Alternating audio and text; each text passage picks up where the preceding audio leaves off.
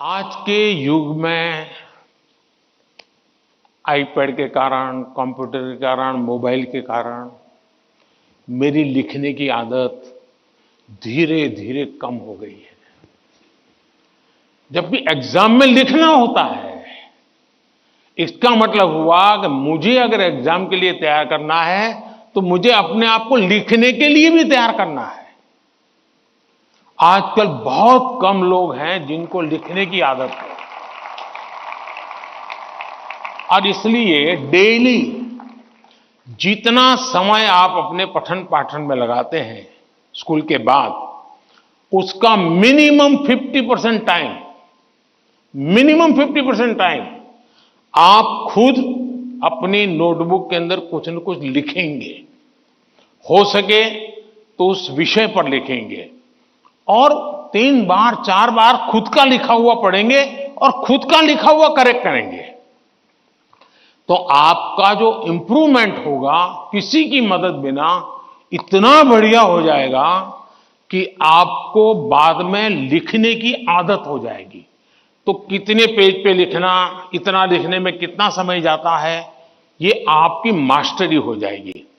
कभी कभी मन से विषय आपको लगता है ये तो मुझे आता है। जैसे आप मान लीजिए कोई बड़ा प्रसिद्ध कोई गाना सुन रहे हैं, गाना बज रहा है तो आपको लगता है ये गाना तो मुझे आता है क्योंकि आपने बहुत बार सुना है। लेकिन एक बार गाना बंद करके जरा कागज पे लिखो ना, वो गाना आता है क्या, तो पता चलेगा नहीं यार, सुनते समय जो मेरा कॉन्फिडेंस था, मुझे अच्छा लगता था और आता था, हकीकत में मुझे आता नहीं था। मुझे वहां से प्रॉम्प्टिंग होती थी, इसलिए मुझे वो लाइन याद आ जाती थी। और उसमें भी परफेक्ट शब्द के संबंध में जब बात आएगी तो मैं पीछे रह जाऊंगा। मेरी आज की पीढ़ी के साथियों से बहुत मेरा आग्रह है कि कृपा करके आपकी एग्जाम में एक बड़ी चैलेंज होती है लिखना। कितना याद रहा, सही रहा, गलत रहा, सही लिखते हैं, गलत लिखते हैं, वो तो बात का विषय है। आप अपना ध्यान प्रैक्टिस में इस पर कीजिए।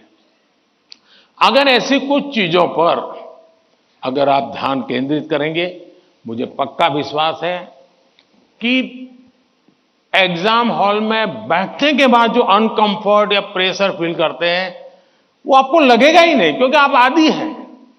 अगर आपको तैरना आता है तो पानी में जाने से डर नहीं लगता है आपको, क्योंकि आप तैरना जानते हैं।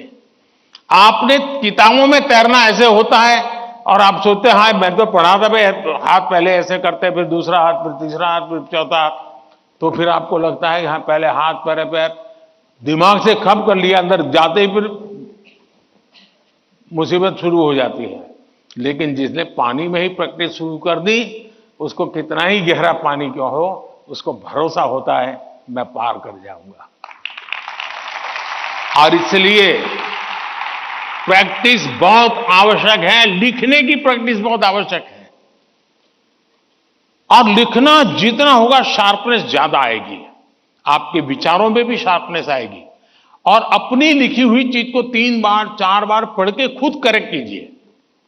जितना ज्यादा खुद करेक्ट करोगे, आपकी उस पर ग्रिप बहुत ज्यादा आएगी, तो आपको अंदर बैठ करके कोई प्रॉब्लम नहीं होगा।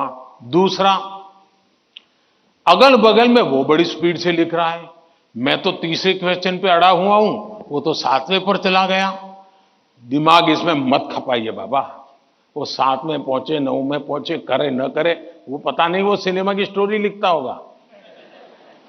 तुम अपने पर भरोसा करो, तुम अपने पर भरोसा करो।